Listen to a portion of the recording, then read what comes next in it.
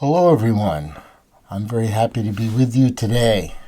As you can tell in some of the videos, my hair is long. In some of the videos, my hair is short.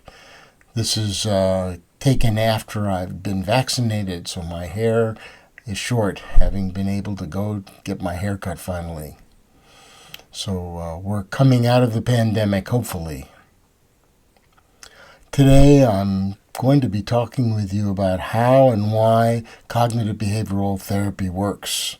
This is an evidence-based research, so I want to be talking to you about the evidence-based research that we have to substantiate cognitive behavioral therapy. So there are four great waves if we look at the history of cognitive behavioral therapy and psychotherapy in general.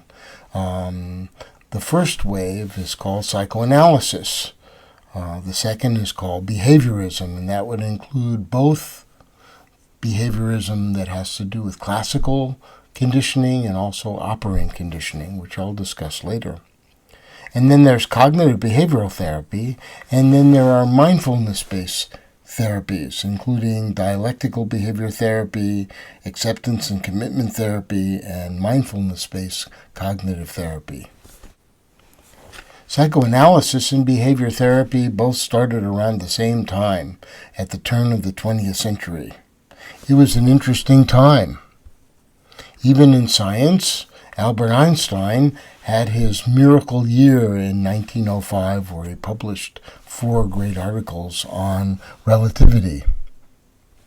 Around that same time, Sigmund Freud started publishing his early understanding of psychoanalysis. And by 1905, his initial theory was very established. Pavlov and Skinner are the two names associated with first classical and operant conditioning. Again, Pavlov, around the same time, was someone who developed behavior therapy, of course, called classical conditioning, and then operant conditioning later by Skinner, talking about the use of reinforcements. So classical conditioning has to do with stimulus and response. Pavlov developed a very important early theory about how it is that dogs could be trained to salivate in the presence of a bell instead of in the presence of food. In this experiment, he first noticed that the dog would salivate in the presence of food.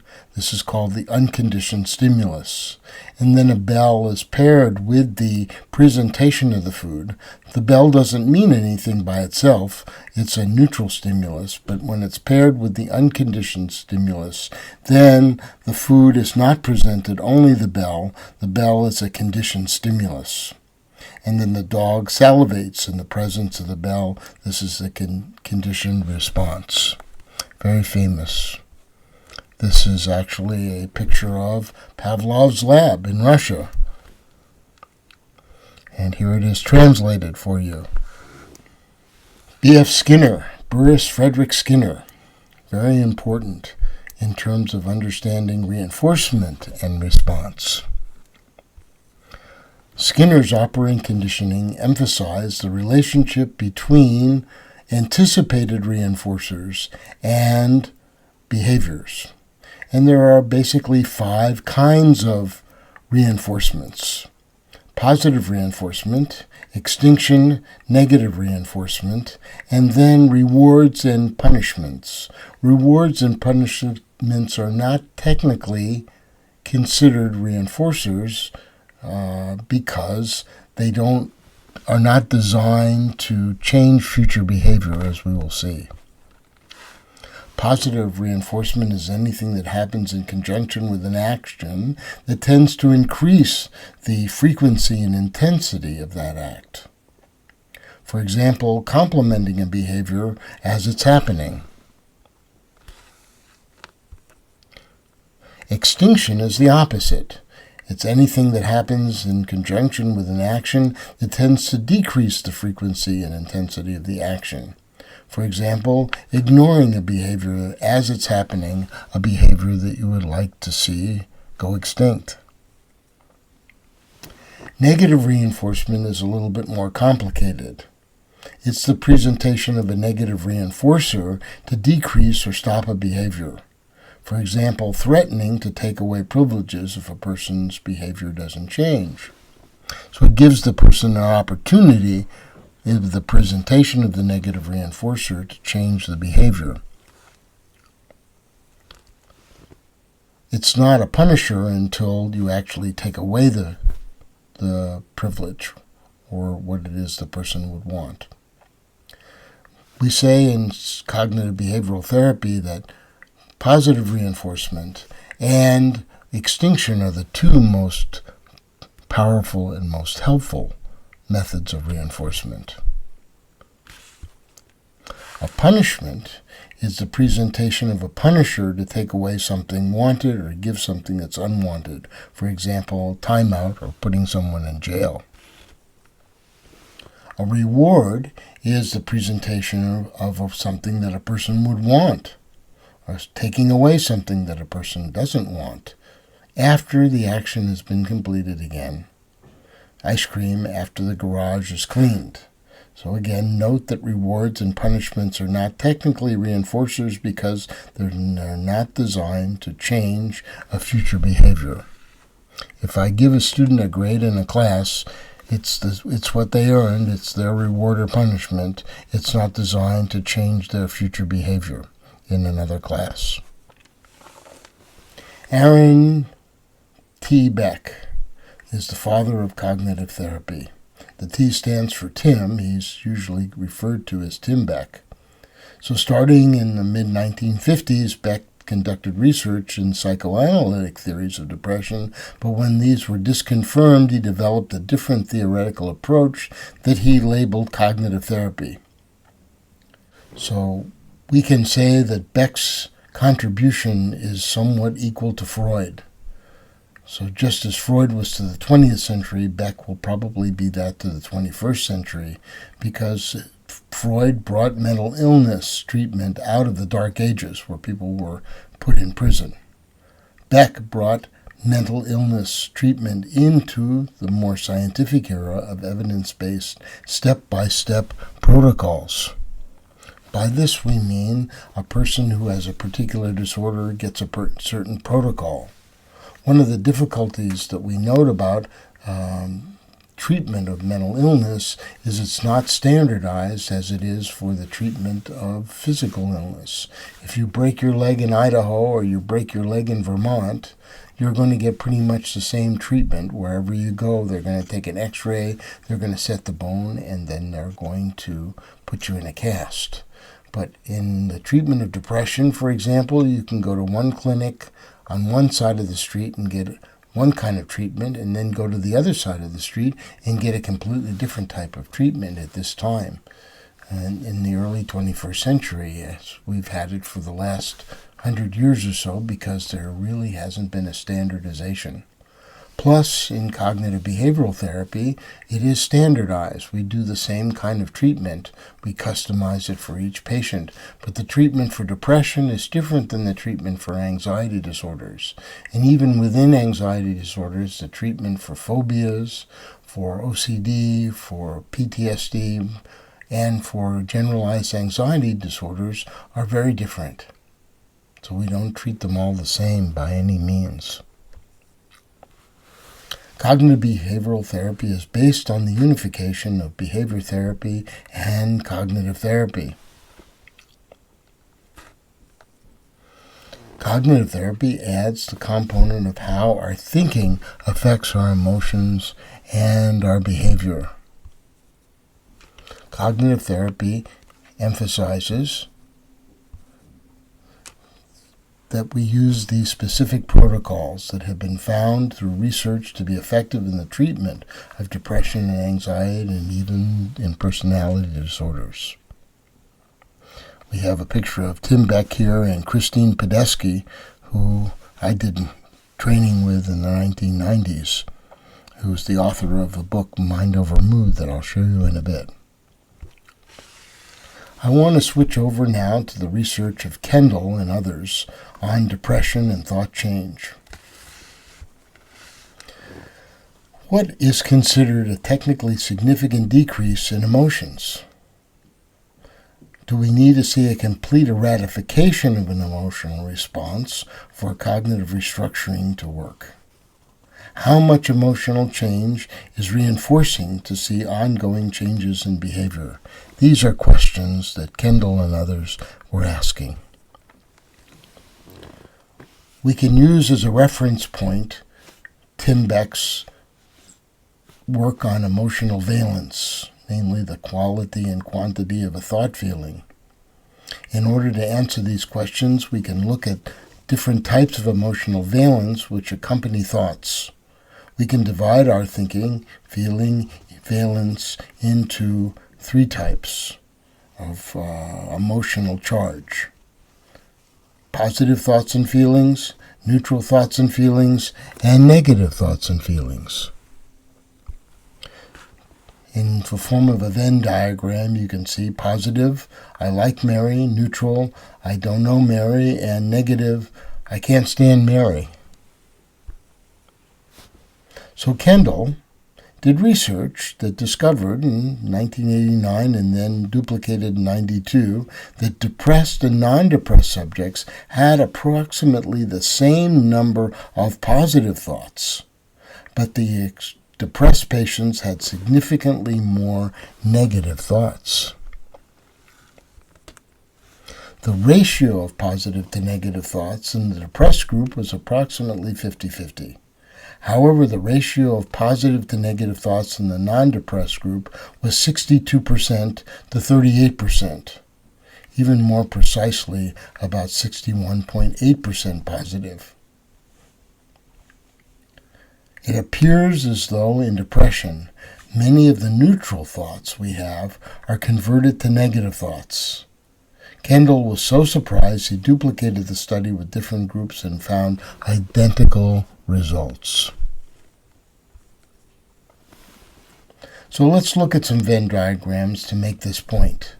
Let's first look at the blue circle on the left, the ratio of positive thoughts comparing the depressed and non-depressed people.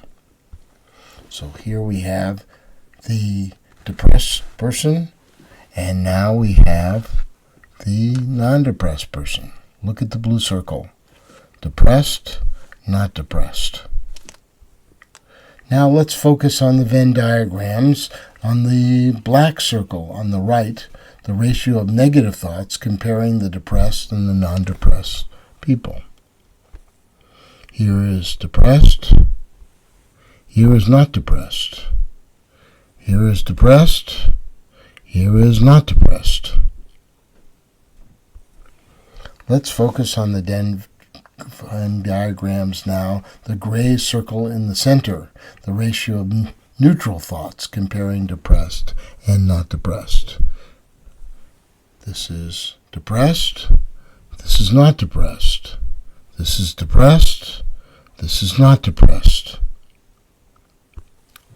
This ends the high-tech portion of our presentation. So this research finding confirms Beck's original assumption that in the treatment of depression, it is more important to decrease negative thinking than it is to increase positive thinking. Therefore, cognitive therapy has little to do with the so-called power of positive thinking. We don't pull ourselves up by our own bootstraps. Several hundred research studies have shown that cognitive restructuring is effective in decreasing the frequency and intensity of negative thoughts in depressed and anxious patients. And after an average of about 6 to 12 sessions, the decrease in negative thinking is clinically significant in about 85% of depressed and anxious patients. It's important to recognize that the difference between the depressed and non-depressed people only refers to about 12% of the ratio of their thoughts.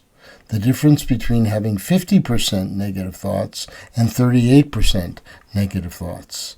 Therefore, in therapy, it is only required that the depressed person alter, make more neutral, the correct 10 to 12% of their negative thoughts in order to achieve significant decrease in depressive symptoms.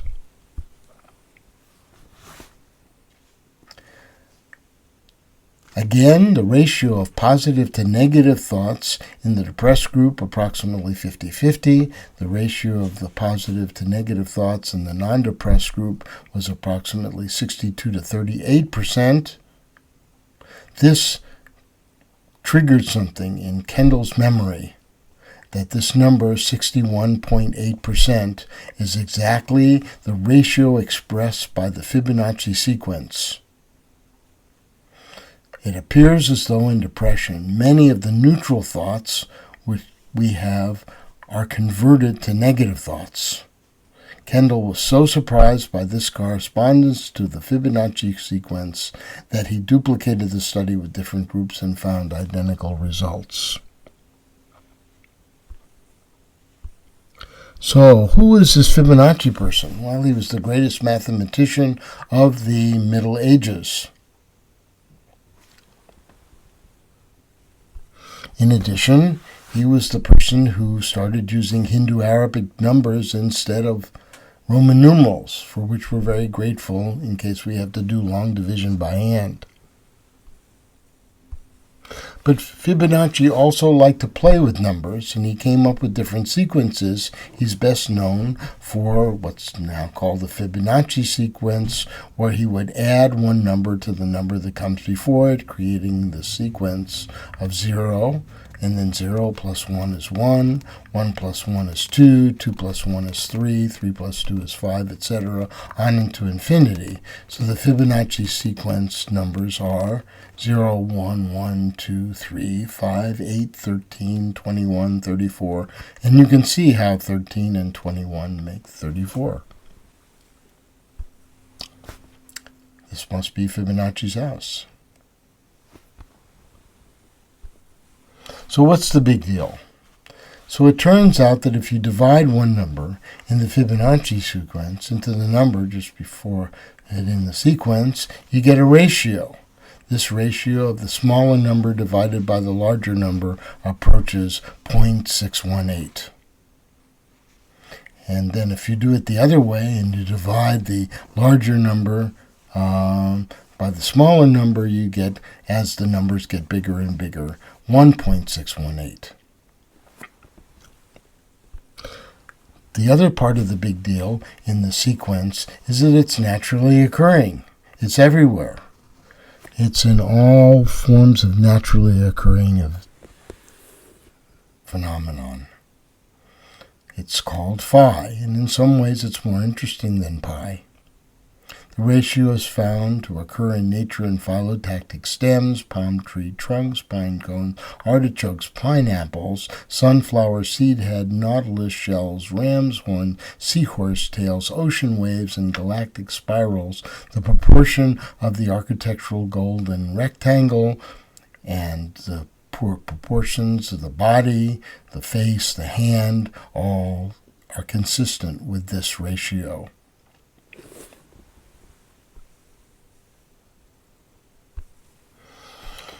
As you can see, there are so many examples of this that there's a Fibonacci journal that comes out, I think, quarterly and gives out information about more places in the world where this sequence occurs.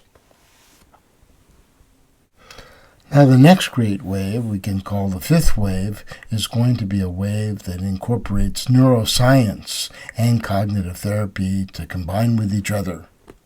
So now we have other great researchers that are showing the relationship of what goes on inside the brain and as we're having different cognitive states. So Richard Davidson, John Kabat-Zinn, Judd Brewer, Kristen Neff, and on the bottom we have Tanya Singer from Max Planck Institute in Germany. We have John Teasdale, Zindel Siegel, Mark Williams, who are very important in cognitive therapy of using mindfulness, and then Rick Hansen, Amit Jha, who's done work on attention deficit disorder, and Ron Siegel. Just for a few people who are doing this work. So the takeaway summary from all of this is that you only have to decrease about 10 to 12% of the ratio of your negative thoughts to go from very depressed and anxious to not being clinically depressed at all. You can do it. You just want to be able to use the right skills, which oftentimes have to do with the combination of cognitive behavioral therapy and mindfulness together. So one of the important texts to help us with cognitive therapy is the workbook we have here, which is the workbook that is Mind Over Mood by Greenberger and Podesky. So in this book, there are many examples of worksheets that we can do that can help us to become more aware of the relationship between our thoughts and feelings and situations, and how we can actually skillfully make changes so that we can decrease our negative thinking, our anxious thinking, our irrational thinking at times, but just in many cases needing more balanced, less distressed thinking, again, only having to change about 10 to 12% of that to have a clinically significant change. So I hope that this information is helpful to you and that you can use it in your own exploration of cognitive behavioral therapy. You will also find other videos here, short videos, 10 minutes or so a piece, going through the step-by-step, some of the skills that are helpful to understand how to make these changes. You'll find these videos on this website. They usually come in pairs, so it's good to watch part 1 and then part 2 if you'd like to do some reading in the chapters that are related to this in Mind Over Mood, and then 3 and 4, etc. So I hope that this is very helpful to you, and I look forward to hearing about your responses. Thank you so much, and be well.